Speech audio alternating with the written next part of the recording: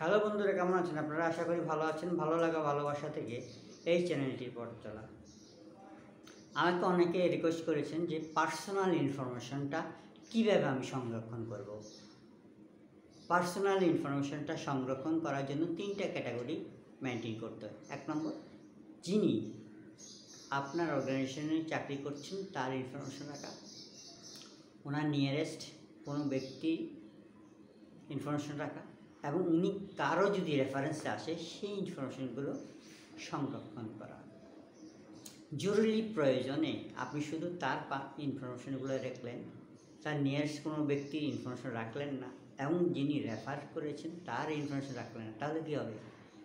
প্রথমটা যখন যদি কোনো কারণে উনি আহত হয় বা নিহত হয়, তাহলে তার নিয়ারেস্ট যে লোক আছে তাকে ইনফর্ম করা।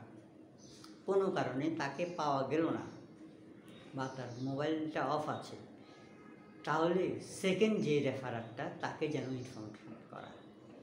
এবং যদি ফার্স্ট স্টেজ আপনি কাজ করছে না, সেকেন্ড স্টেজে যাবেন, সেকেন্ডটা পাচ্ছে না, থার্ড ইনফরমেশনটে আপনি ইনফর্ম করবেন। এই জন্য পার্সোনাল ইনফরমেশনগুলো পার্সোনাল যে ডাটা শিটটা সেটা ফুলফিল করা। ফার্স্ট স্টেজে তার ছেলে মেয়ে কয়জন, তার আত্মীয় স্বজন কে কে আছে এবং তারা কোথায় থাকে, তাদের মোবাইল নাম্বারটা, প্রয়োজন তাদের ইমেল নাম্বারটা, এটি সংরক্ষণে রাখা।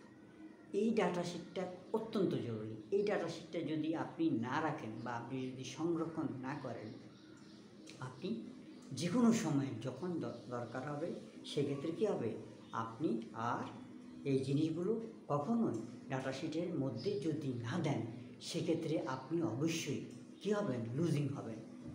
আপনি যখনই চিন্তা করবেন যে আমি ডাটা শিটটা ফুলফিল করলাম, তখন কিন্তু আপনি কী হবেন, এটাকে একটা ব্যাকআপ রাখতে হবে। ডাটা শিট ফিল আপ করার দরকার, কিন্তু ফিল করলেন কিন্তু সংরক্ষণ করলেন না, তাহলে পার্সোনাল যে ইনফরমেশনগুলো সেগুলো কী হবে, লুজিং হয়ে যাবে। আপনি অবশ্যই একটা জিনিস খেয়াল রাখবেন, যখনই ডাটা শিটটা ফুলফিল করবেন তখনই সাথে সাথে আপনি অবশ্যই সংরক্ষণ ব্যবস্থাটাকে এমনভাবে করবেন যখন যেটা আপনি সিস্টেমেটিক ওয়েতে রাখবেন, যাতে অতি দ্রুত আপনি এই ডাটা শিটগুলো পেতে পারেন। এখন বলেন, পার্সোনাল ইনফরমেশনটা কেন এত জরুরি? পার্সোনাল ইনফরমেশনটা যদি আপনার কাছে না থাকে, তাহলে কী করবেন, আপনি অবশ্যই আপনি বিপদের সম্মুখীন হবেন। আপনাকে এই জিনিসটা জানানো খুবই জরুরি, যে জিনিসটা হলো আপনি অবশ্যই পার্সোনাল যে ইনফরমেশনগুলো রয়ে গেছে সেগুলো আপনি অবশ্যই আপনি ধরে রাখতে হবে। ডাটা শিটটা এমন একটা জিনিস যে ডাটা শিটের মধ্যে আপনি যদি ভাগ করে এই ইনফরমেশনগুলো না নিয়ে থাকেন, আজই আপনি এগুলো সংরক্ষণ করেন, আপনি আজই এগুলো কালেক্ট করে থাকেন, আপনি আজই এটা কালেক্ট করেন। যদি সংরক্ষণ করতে না পারেন, সেক্ষেত্রে দেখবেন আপনি লুজিং হচ্ছেন। আপনার কোম্পানি যখন ডিজাস্টার আসবে, সেক্ষেত্রে আপনি অবশ্যই ক্ষতিগ্রস্ত হবেন। এই জন্য পার্সোনাল ইনফরমেশনগুলো যদি আপনারা সংরক্ষণ করতে এখনও না করে থাকেন, তাহলে আমার এই পার্সোনাল ইনফরমেশন সম্পর্কে অনেকগুলো ভিডিও রয়ে গেছে।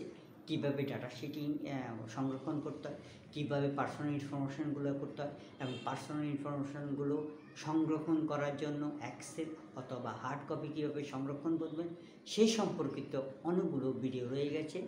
সেগুলো আপনি অবশ্যই কালেক্ট করবেন। আপনাকে যখন কোনো এমপ্লয়ি নিয়োগ দেবে, সেই সময় একটি ফর্ম আপনি তৈরি করে নেবেন, যে ফর্মের মাধ্যমে আপনি ডাটাগুলো সংরক্ষণ করবেন এবং এটা কম্পিউটারে ইনপুট দিয়ে দেবেন। 2টা জায়গায় যখন ব্যাকআপ থাকবে, তখন কী হবে, আপনি কোনো না কোনো জায়গা থেকে ডাটা শিটগুলো নিতে পারবেন। যদি আপনি এই ডাটা শিট ফর্মটা সঠিকভাবে নিয়ন্ত্রণ না করেন, তাহলে একটা সময় কী হবে, ডাটা শিট থেকে কোনো কিছুই পাবেন না। তো বন্ধুরা, আজ এই পর্যন্ত। পরবর্তী কোনো ভিডিওতে আবার দেখা হবে। আমার চ্যানেলটি যদি ভালো লাগে অবশ্যই লাইক করবেন, শেয়ার করবেন। যারা এখনও সাবস্ক্রাইব করেন নাই, তারা দয়া করে সাবস্ক্রাইব করে নিন।